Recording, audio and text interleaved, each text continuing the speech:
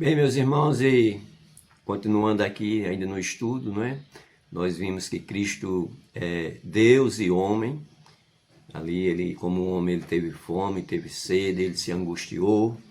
Como Deus, ele perdoou pecados, ele transformou água em vinho, ele curou leprosos, ele ressuscitou mortos, ele morreu naquela cruz e ressuscitou. Louvado seja Deus. Mas também nós cremos que para que o sacrifício de Cristo fosse aceito, ele tinha que ser perfeito. É por isso que não existe outro homem, e quando eu digo homem, eu estou falando no gênero humano, não tinha outro ser humano que pudesse nos ajudar na salvação, ou interceder por nós, ou fazer alguma coisa, porque só Cristo teve uma vida aqui sem pecado. Só Ele. As Escrituras não mostram outra pessoa, porque se existisse outra pessoa sem pecado, não precisava Cristo ter vindo, ela mesma tinha resolvido a questão. Então ele viveu impecavelmente entre nós. Você pode ver isso em João 8:34, Hebreus 4:15, 1 de Pedro 2:21, 2:22 e 1 de João 3:5. Tá certo? Você pode ver lá em João 4:34, Hebreus 4:15, 1 de Pedro 2:22 e 1 de João 3:5. Ele viveu impecavelmente, não pecou em nada. Só Cristo não pecou em nada. Só Cristo não pecou em nada. Ele não herdou o pecado de Adão e também não pecou em nada. Louvado seja Deus. Nós também cremos que ele completou a obra divina e a remoção dos pecados. Só ele pode remover os pecados. Você pode encontrar isso lá em João 1:29, quando João ergue os olhos e diz: eis ali o Cordeiro de Deus que tira o pecado do mundo. Então é Cristo. O verso 36 também vai dizer. E 1 Coríntios 5:7, você pode conferir lá. Nós também cremos que as Escrituras, ela descreve isso em termos de reconciliação, propiciação e redenção. Nós podemos observar lá em Romanos 3:24 e 25, Romanos 5:10, 11, 2 de Coríntios 5:19, 1 de Pedro 1:18 e 19, 1 de João 1:2 e 1 de João ainda 4:10 e Apocalipse 5:9, ou seja, foi Cristo, através do seu sangue, que removeu, que nos reconciliou, que fez a propiciação pelos nossos pecados e nos redimiu. Louvado seja Deus. Nós também cremos que isso aconteceu pelo sacrifício dele mesmo. Ele mesmo se ofereceu para morrer em nosso lugar. Romanos 5, você pode observar isso em Romanos 5, versículos 6 e 8. 2 Coríntios 5:21, Gálatas 3, verso 13 e 14. Colossenses 2:14 e Tito 2:14 também, e 1 de Pedro 3:18, você vai observar que isso aconteceu por meio do sacrifício de Cristo. Ele se sacrificou por nós. Lá em João 10 ele diz que o bom pastor dá a vida por suas ovelhas.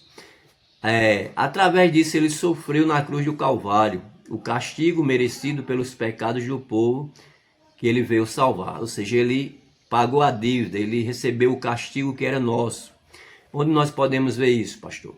Lá em Mateus 1:21, João 6:39, João 10, 11, 14 e 16, verso 27 e 28, e João 17, versículo 2 e 9, certo? Você volta aí um pouquinho e pode rever aí os versículos que eu citei. Mateus 1:21, João 6:39, João 10, versículo 11, 14, 16, 27 e 28, e João 17, versículo 2 e 9. Então, ele, através do seu sofrimento, através da cruz do Calvário, ele pagou a nossa dívida. Nós também cremos que ele garantiu de uma vez por todas e infalivelmente, desse modo, a eterna salvação de todos aqueles que ele morreu pelos seus pecados. Onde nós vamos ver isso? Isaías 53, versículo 10 a 12, João 19:30, Romanos 8, 31 ao 39 e Hebreus 9, versículo 12, versículo 15, versículo 26 e versículo 28. Ou seja, o sacrifício de Cristo ele foi único e perfeito. Após a nossa morte, o escritor aos Hebreus, capítulo 9, versículo 27, diz: após a morte segue-se ao juízo. Aí, às vezes, nós estamos numa expectativa de que quando Cristo vir, vai julgar todas as coisas. Sim, é verdade, mas as coisas já estão decretadas. Todos aqueles que morreram, eles já partiram daqui salvos ou perdidos. Não é algo que Cristo ainda vai rever. Após a morte, segue-se ao juízo. Ou você morre com Cristo, como aquele ladrão na cruz, que o próprio Cristo disse: olha, hoje mesmo eu te digo, tu estarás comigo no paraíso. Ou você vai ouvir o silêncio de Cristo a respeito daquele outro, condenado. Cristo não vai rever a situação dele. Cristo já decretou ali em vida. Então ninguém pense que quando Cristo voltar, ele vai rever os processos, ele vai rever ali o que nós estamos fazendo ou não. Não, ele vai decretar aquilo que já foi decretado nas nossas vidas aqui. Ou nós entregamos a vida a Jesus, João 3,16, e confiamos nele, e por isso o Senhor nos decreta salvos, libertos, não vai ter mais nenhuma condenação sobre nós, ou vamos partir daqui perdidos com o pecado e sobre a ira de Deus, como diz ali em João 3,36. O que tem o filho tem a vida, o que não tem o filho, a ira de Deus permanece sobre ele. Então, reveja os textos aí. Eu não citei os textos porque ia ficar o vídeo muito longo, mas eu dei as referências. Vocês aí acompanhem o vídeo e vão abrindo a Bíblia e vão lendo para ver se realmente é isso, para que o Senhor possa estar falando ao seu coração. Que Ele continue abençoando em nome de Jesus. Aí está tudo aquilo que nós cremos, ainda tem muito mais porque Cristo é inesgotável, mas tudo aquilo que nós cremos a respeito de Cristo.